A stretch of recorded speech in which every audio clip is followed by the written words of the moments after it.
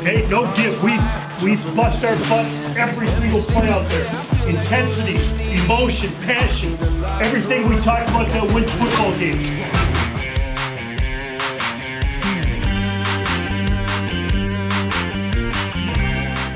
Hey guys, thanks so much for watching this episode of the Anywhere podcast. Today I've got head coach Gary Fasching from St. John's University. He's our guest today, and a couple quick things about Coach Fasching. So he graduated from SJU in 1981. He's been head coach of the Johnnies since 2012. He's a four-time MIAC Coach of the Year, and he just led the Johnnies to the playoff semifinals back in 2019. Overall record of 70 wins and 14 losses. So pretty amazing coach, and he's here to kind of talk about his coaching career and things like that. How you doing today? Doing great. All right. Good to see you. Yeah, you as well. Couple things before we kind of get started into your coaching career. I know you served 17 seasons under John Gallagher. Can you kind of just tell everyone listening why he means so much to SJU as a coach? Well, first of all, if you have to talk about longevity and the fact that he was here 60 years. I mean, that's unheard of almost anywhere where somebody's at a job for 60 years. And you've got to be really good at your craft in order to be around that long. And then obviously, second of all, being such a successful coach, he was the winningest coach in all of college football history with 489 wins. So I think you combine those two things, the longevity that he had, and then the fact that he was so successful for those 60 years. It's one thing to be at a place for a long time, but to consistently do what he did for that long of a time period is we're never going to see that again, because coaches, number one, aren't going to coach that long, and number two, they're probably not going to be that successful during that time that they're coaching. So, he's an institution around here at St. John's, and I always say he built this place, even though it was built way before he got here, but the fact that he put us on the map from a football standpoint, winning 4 national championships, and I've been entrusted to just keep it going. And fortunately, we've been able to do that over these last few years. Yeah. So obviously those are some pretty big shoes to fill because you were serving as an assistant coach before you became head coach, right? Right. Okay. Now, I'm assuming they had some other assistant coaches there. Did you know that you were going to kind of reach that position next, or was it a little bit of a surprise? Well, when I was a high school coach for 14 years and kind of had my eye on getting to the college level. And so I had some conversations with John over the years. I was fortunate enough as a high school coach to win a couple of state championships. And so I had talked to John about the possibility of joining his staff. And at the time, he didn't have any openings. And he said, if I ever do have an opening, you're certainly going to be one of the guys that I'd consider. So they had an opening back in 1995, and I got hired. And I think from that point on, I remember having conversations with John, and he asked me, well, what's your goal? What do you want to do? And I said, well, I'd really like to be a college head football coach. And he said, well, there's whenever he leaves, whenever that was going to be. I felt that I had a good shot. There were there's a lot of great coaches out there, but I felt with my body of work that I had put in as a high school coach, and then as 17 years here as an assistant, as being the recruiting coordinator, and we had a great run during that time. So I felt I had put myself in position to at least be considered for the head job. And fortunately, when it came down to it, I was awarded the position and very grateful for that opportunity. Now, there's a lot of things that John kind of set up before he left that you've kept going. Talking about like that winning with no's. I know there's no tackling during practice and things like that. Did you feel like it was your responsibility to just keep that going, or what were your thoughts on that? That's a great question, Arch, because when I got hired, I sat down with my coaching staff and I said, what do we want to maintain from the St. John's mystique, or whatever you want to call it? And And I was a big believer, even at the high school level, I used a lot of the same stuff we're using here. So the no tackling thing was certainly, we were going to keep that. And, that we made a few tweaks here or there, but for the most part, if you look at our practices now, they aren't a whole lot different than what they were back when John was coaching. We probably do a little bit more individual work now, and we do more, ones against ones, where in the past John would he didn't want that, a lot of that. So I think our development of our young players with our JV program and things that we've done have probably been the big changes in the program. But if you look at the basics of, no tackling, no whistles, all that kind of stuff. There's no whistles? All of that. Wow. I didn't know there's no whistles? No whistles. Wow. I always tell our guys, we're gonna talk to you like a human being on the field. If you line up wrong, if you're on the defensive side of the ball, you line up wrong, we're gonna come up to you and say, hey, Arch, on this formation, we want you to line up here. We don't need to blow a whistle and yell and scream at you. So I think we found out over the years that players like that. They like to be treated a certain way, and we've been doing that forever. This is not something I invented. Okay. John did that, for 50. When I played for him back in the 70s, same thing. We had no whistles. We just, you were out there. You had conversations during practice. Wow. Now, speaking of practice, I was kind of looking through the roster and everything, preparing for this interview. And I saw so many guys on the roster. And my fiance, she said, oh, yeah, basically, like, obviously everyone doesn't suit up. But if you want to be a part of the team, you're going to be part of the team. Well, for home games, we suit everybody up. Okay. We've always had a long-standing policy here of letting anybody out who wants to play football. It's pretty tough, and it was tough for Coach Gallagher, tough for me. If a kid calls and says, hey, I want to play football, you guys didn't recruit me, but I was wondering if I could play. It's pretty hard to say no and tell a kid that they can't play football. I mean, let's get real. It's a game, and right. We're giving them the opportunity. Now, they understand they're probably not going to get a chance to play much, but for every home game, we suit every kid up, and for away games, we're only allowed to suit up 60. Okay. But for home games, everybody suits up, and there have been many games where every kid on the roster has played. Wow. I know there was that, what was that game a couple of years ago, I think it was 2016, or that 98-0. And yep. I think you got everyone suited up. Was that correct? We got everyone in that game, yeah. Wow. And I was reading the article, and you said, look, we really try not to make it go. I mean, he said fair catches on every play and things like that. We tried everything. And that was one of those games where it just got out of hand right away. Well, if you watch the Cotton Bowl last night, I mean, Florida's a really good football team, and Oklahoma put 55 points on them. So it can get out of hand really quickly, and that's kind of what happened in that game. But we tried as much as we could to keep the score down. I remember we just ran a couple of basic plays in the fourth quarter, and we had our one running back. I think he was on our depth chart. He was the last guy on the running back depth chart, like 18 or 19. And we put him in the game, and we thought, well, he'll get a couple of yards, and he busts through for a 27-yard touchdown run. And, it was just one of those things where everything went our way and nothing went their way. Right. And, I was also reading kind of in the article, just talking about, you guys thought about taking a knee on every play, but, that would be obviously more disrespectful to the team. And just something about just kind of that culture at St. John's, because, I come from St. Cloud State, which you actually graduated with your master's degree from. That's right. So you're a Husky too forever. Yeah. But just there's so much school pride and just kind of love of St. John's. Can you talk a little bit about kind of that culture?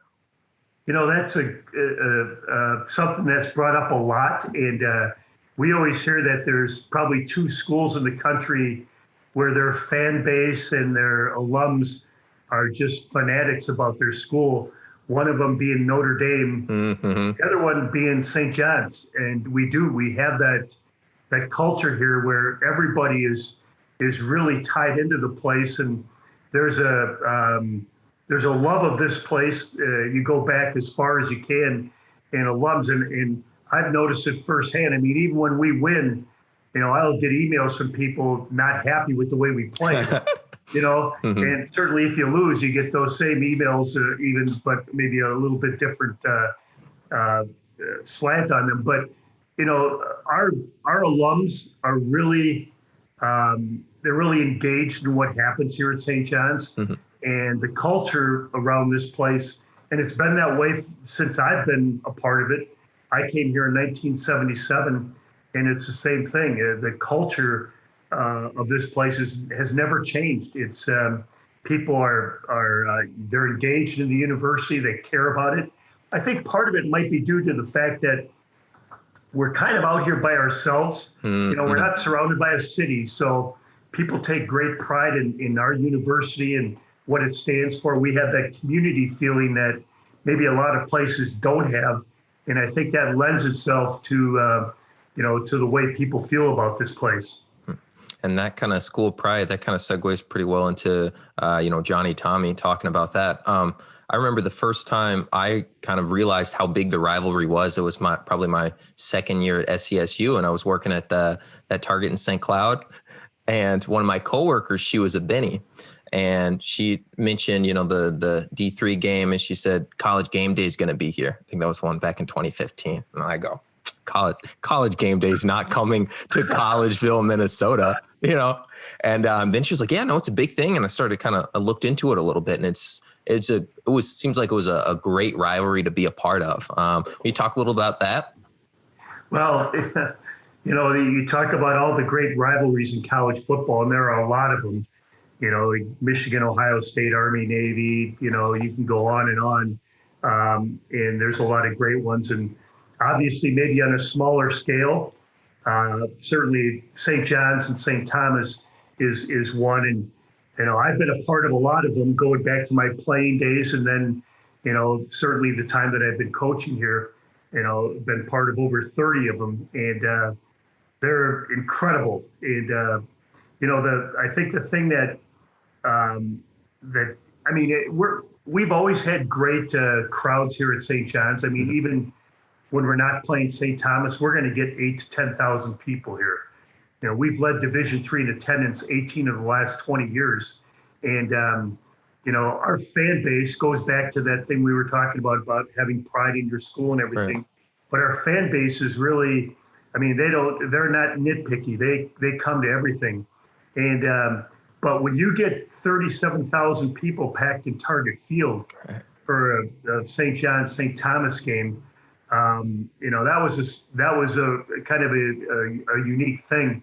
And then, in 2019, we were at Allianz Field, the soccer field, and we packed 20,000 in that stadium when, quite frankly, that was a much better situation than Target Field. Even though Target Field had 37,000, the 20,000 were right on top of you. You were in a smaller, soccer stadium, and it was loud, and that was just a great atmosphere. But we've had some incredible games against them, and it seems like no matter whether one team is up or down, the games are going to be close. Right. Fortunately, the last two times we've played them, we've kind of blown them out a little bit, and they've had good teams too. It's just we had the upper hand, but you could go back a couple years before them, and they had the upper hand against us. So, fortunately, throughout the years, I think we've won 60-some% of those games. I'm not sure what the exact figure is, but I've got it for you. You guys lead 53-35, and then I think one tie. Yep. Yeah. Okay. Yep. So, we've been able, and unfortunately, it's going to end. With them moving out of the MIAC and moving into Division I, and I'm saddened by that whole thing, because what a great rivalry! It's so much fun to prepare for it, and the players look forward to it, coaches look forward to it, and certainly our fan base looks forward to it. Now, speaking of that, them leaving the MIAC, is there any way for, because obviously the US Bank match didn't happen, but is there any way to have like an out of conference or an exhibition match against them? Do you think there's any possibility? Well, we talked about that when when they were forced out of the MIAC. And, at that time, I think both schools thought, we could still keep this going. I think since then, that's probably not been realistic. Okay. I think they want to go full-fledged D1, and they want to play a D1 football schedule. And I don't think, to their benefit, from what I understand, would make any sense for them to be playing us if they're playing all D1 schools other than us. So, I would certainly welcome it, but I don't think that that's ever going to happen. Gotcha. Now, your school kind of obviously mirrors St. Thomas a little bit. You've got a large alumni support and very, very successful. Do you see you guys, getting, I don't know, necessarily say kicked out of the MIAC, but anything like that in the future? I don't think so. I think, if you look at, some of the reasons, I think the publicity surrounding that whole thing talked a lot about their athletic programs and saying that they were too good for the MIAC. Well, that's certainly not the case. There have been a lot of teams in the MIAC, including us, that have won conference championships. But if you look at their school, they were different than the rest of us. They have graduate programs. They have 9,000 students at their school. We have 1,700 at St. John's. There's a big difference. As a matter of fact, I was looking at this, the Pioneer League, the league that they're going into, they're going to be the second largest school in that league. Wow. So, they fit that model certainly more than we do.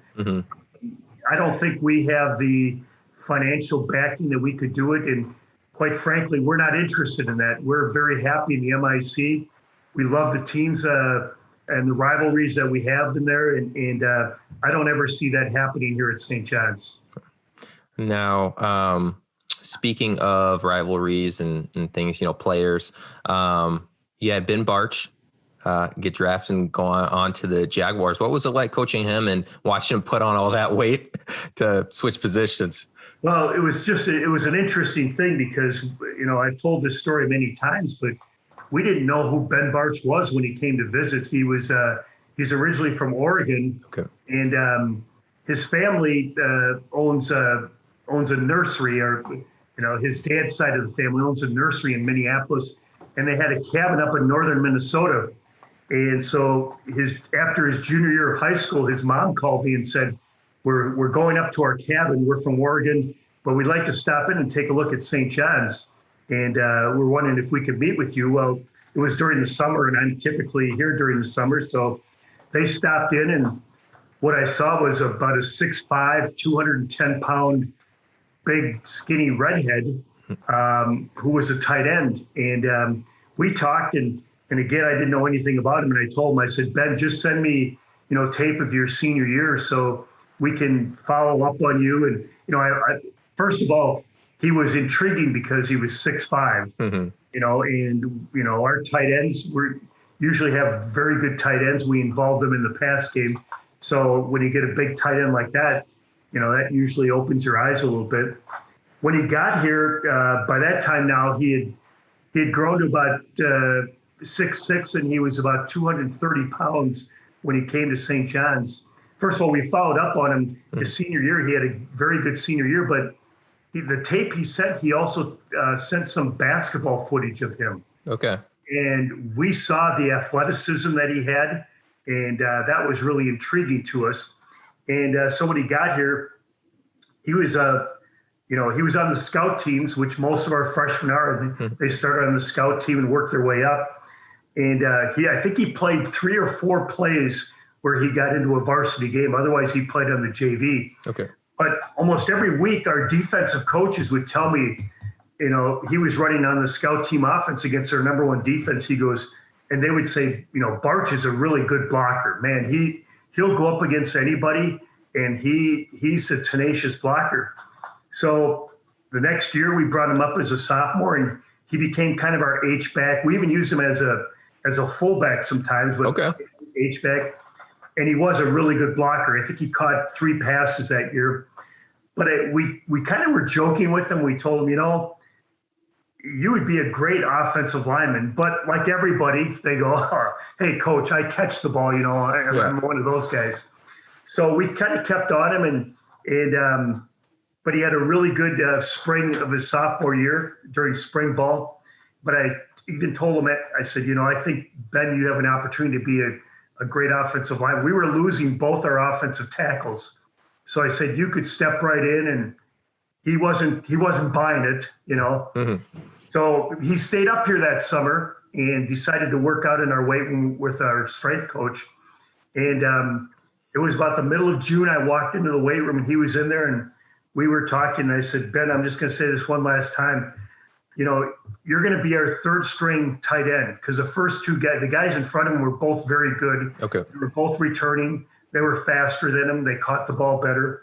I said, so you're going to be in about 1/3 of the plays. We're going to use you as a blocking person. You could play full time as an offensive lineman. And he goes, well, let me think about that. And but the key thing I said is, you could help yourself and the team the most by moving to the offensive line. So I went back up to my office. About 45 minutes later, he comes up to my office. He goes, Coach, I've decided I'm going to move to the offensive line. But he prefaced it by saying this. He goes, I'm going to be the best offensive lineman in the conference. Oh. And so he was 250 pounds at that point. Mm-hmm. Between mid-June and when we started mid-August, he put on another 25 pounds. He was 275. Yeah. And had a very good junior year. I mean, he had never played offensive line before, so we had to teach him everything. Right. And I remember his first couple games, they weren't very smooth. Mm-hmm. And I remember our offensive line coach, he graded everybody out, and Ben graded the worst of all of our guys. Okay.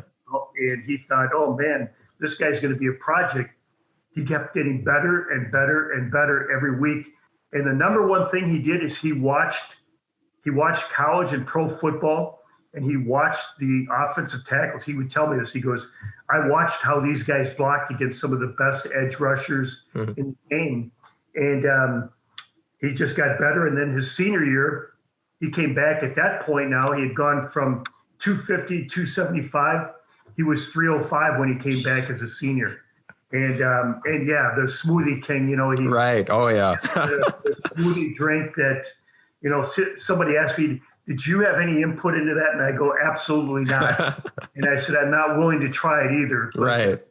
And then his senior year, he was lights out. I mean, one other thing, how he got the eye of the professionals. We had a great quarterback here, Jackson Erdman, who set every record here. And so they were kind of nosing around with Jackson. And about every year, about this time, the pros call and say, do you have any guys who we should look at? Well, they knew about Jackson. I said, well, you might want to check out our left tackle. I said, he's only played 1 year of on the offensive line, but, I think he's pretty good. And they go, well, how big is he? I said, well, right now he's 6'6", 275. And they go, okay, well, why don't you send tape of him? So I sent tape out to every NFL team. Within 2 weeks, every team got back to me and said, we will be there in the fall to watch Ben Bart. Wow. And I'm going, holy cow. So I told Ben, I said, hey, you're going to have an opportunity here. And a number of them said, he's going to be drafted. He's a draftable kid, just based on his size and his footwork and everything else. And, it was interesting when the scouts came here and they were watching practice. They were watching both Jackson and Ben. And they would come in my office after and they would be, most of them were talking more about Ben than they were about Jackson. And I go, I got to tell you, Erdman's the player of the year. I mean, right. And they go, Coach, in the NFL, every team has one good quarterback. Then they have a backup who's serviceable. And then they might have a third string guy who probably doesn't even dress on games. He goes, so in reality, there's maybe 60 quarterbacks in the NFL that you need. He goes, we need 400 guys like Ben Bartch. Man. So he's way more valuable, right? As a draftable person than Jackson was. And it took off from there. He went down to the Senior Bowl and we went down to watch him. And that was going to be, and we all knew that was kind of going to be either it's going to be his coming out party or, they're going to say, probably not. Right. And the very first play he lined up against the kid from Alabama. I saw that clip on Twitter. Yeah. Who ended up being the number 1 draft choice. And Ben might have had a little bit of hold on him, but took him to the ground. And I think from that point on, I remember going down there and one of his scouts, I don't remember who it was that was up here watching him during the fall. He was down there and he came up to me, he goes, Coach, he goes, your boy did great for himself this week. He goes, he made himself a millionaire this week. Man. And, and getting drafted in the 4th round. And he's had a very good year. He's played really well for them. Yeah. And that must be a lot of pride for you as a coach to hear those words.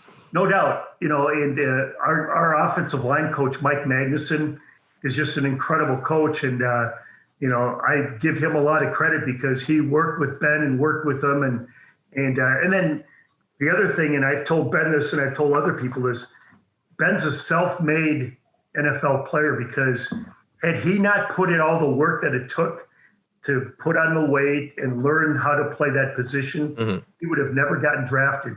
So I keep telling him, you're a self-made NFL player because you did this, most of this on your own. Wow. Now, speaking of, players and going to the NFL, obviously the dream ends at college for most student athletes. Jackson Erdman, I know he graduated. What's kind of the mentality as a coach when you're a really great player, especially a quarterback, one of those most important positions, is kind of done playing and now you have to groom the next guy to take his place? It's not easy, let me tell you that. Not having a fall season and not having spring ball last year, we were hoping we were going to get a look at some of our younger guys and get them ready. And fortunately, we were able to practice and scrimmage some this fall. But we're trying to replace a guy who is probably the best we've ever had here at St. John's. Jackson was an incredibly talented kid, very gifted as a throwing quarterback, but he's a coach's son. His dad's a high school head coach at Rosemount. And Jackson understood the game so well and did a lot of work on his own, film study, preparing himself. And so now you take that out of the picture here. And we have some guys who, been here in the system for a couple of years.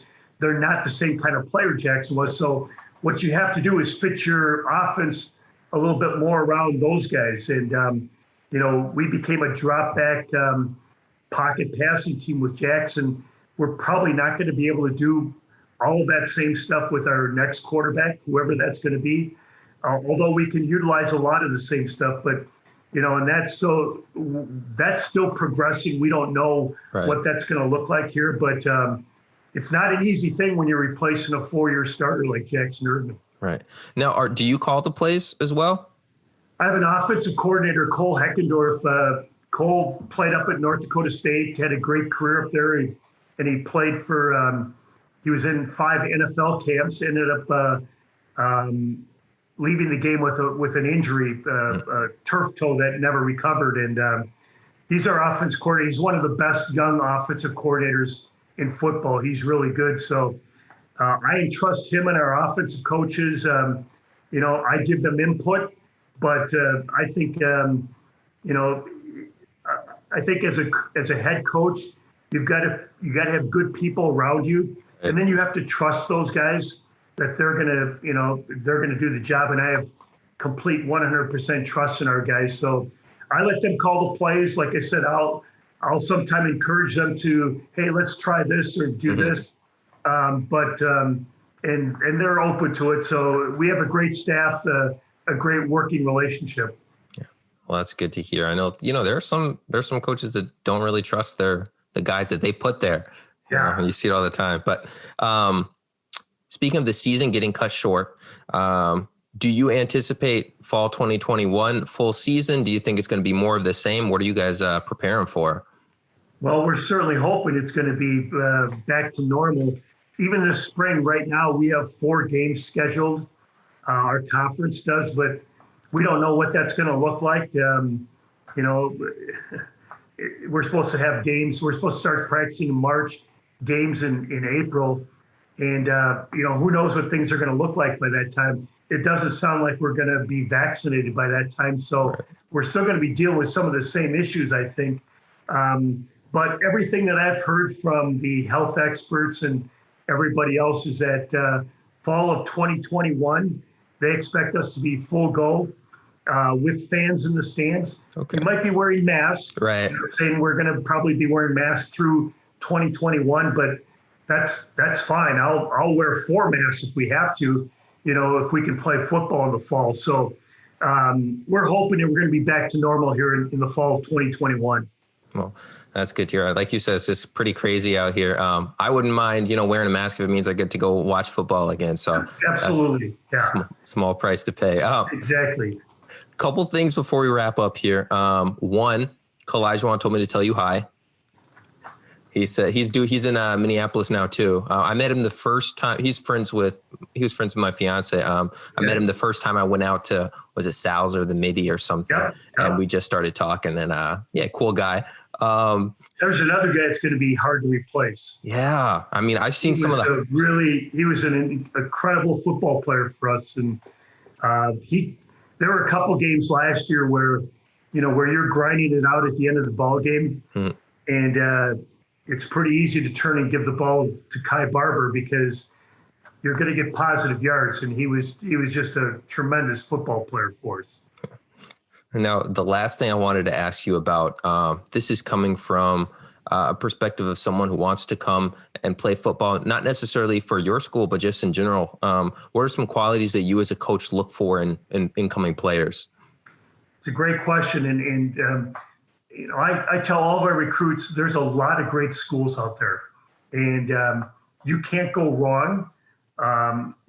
St. Cloud State, the best teacher I ever had in any level was one of my master's classes at St. Cloud State. He was a tremendous teacher. And so I tell kids, you can go to a lot of different places and you're gonna find maybe what you're looking for. Mm-hmm. It really depends on what kind of atmosphere you want, what kind of environment you want to be in. And, but the things that I'm looking for, number one, I'm looking for somebody who's well-balanced. Okay. They've got to be a great student. My philosophy here at St. John's is this. And I tell our guys this all the time, I want you to be great in the classroom because that's why you're coming to college. You're coming to college to get an education. Ben Bartch, I've been here 26 years. Ben Bartch is the only kid that's ever been drafted out of here in my 26 years. Mm-hmm. We're not a football factory where we're putting out professional football players. Right. So I tell them I wanted them to be great in the classroom. Number two, be great in the community. Do things that sets you apart from everybody else and give back to the community. And, Ben was a great example of that. He went down to South Africa in the spring of his junior year and taught at an impoverished village down in South Africa. Now, that's maybe going above and beyond what we expect, but it kind of shows you what we're looking for. I want that kind of balance. And then the third thing is to be great on the football field. And, that's kind of our philosophy. And I always tell them, make sure you keep them in that order: academics, community, football. Mm-hmm. If football becomes number one, I guarantee your experience here is not going to be very good. And so those are the things I'm looking for: somebody who's really well balanced. Okay. Somebody who, they have to fit in. There's a certain kind of, I know when I have recruits sit in my office and when they leave, there have been times where I've told the assistant coaches, let's cross him off the list. He's not what we're looking for. Wow. And they kind of look at me like, really? And I go, I just have this feeling about him, and typically they go somewhere else and they don't survive there. So, it's kind of a feeling that you have about guys, the honesty, a guy who can come in and look you in the eye and listen to you when you're talking, and then be able to carry on a conversation with you too. And those things are really important. What do they say about a job interview? You win it in the first 10 seconds, right, by how you respond to are you looking that person in the eye? Are you giving them a real strong handshake? those are the kind of things I think in recruiting that are a lot of the same thing. But I want guys who, we recruit mostly multi-sport athletes, because I think that says something about a young man when they're involved in more than one sport. They've put in the time to be good in more than one thing. Right. And then you look at their grades and find out that they're an A student, and then you look at the things they've done, like leadership things. That's the other thing that I really look for when we have a card that we have the kids fill out the things that they've been involved in. Mm-hmm. And I look at all the different things that they do, whether it's just leadership opportunities that they've been involved in, being a captain, all those things I think, go together when you're trying to find the perfect fit for a person here at St. John's. I tell you what, can I call you Gary, or do you prefer Coach? Yeah, Gary. Absolutely, okay. Gary. Like I said, I already leaned Johnny just because my fiance went to CSB, but after hearing your talk, and I reached out to St. Thomas actually twice, just trying to have the other side of this, and they never got back to me. So I'm full steam ahead with SJU right now. There you go. Thanks so much for speaking with me, taking the time out of your day. I hope you guys have a great season in 2021, and we'll try to come down if the games are back. All right. Absolutely. Look me up when you come down. Will do. You have a great day. Right. Happy New Year. You as well. Bye. All right. Have a good one. All right, guys. That was my interview with Coach Gary Fasching. Like I said, he's a great coach, 4-time Coach of the Year. Really cares about the students as individuals, besides just players. St. John's is a great school. I've had the privilege of being able to go down there, and I haven't been to a football game, but I did watch a Johnnie-Tommie basketball game, and really the pride that these students have in their school. I haven't seen anything like it before. So if you're more interested to learn about what SJU is doing in the spring and in the fall, go ahead and give their website a look. I'm going to link the athletics department down there. If you're a kid, if you're a player, not even from this area necessarily, but you'd like to, play football, like he said, they don't really turn a whole lot of guys down. If you're willing to put in the work, might be worth a look into the website and the department and see if you can come play football there. Thanks so much for your time watching this episode, and talk to you later. Bye.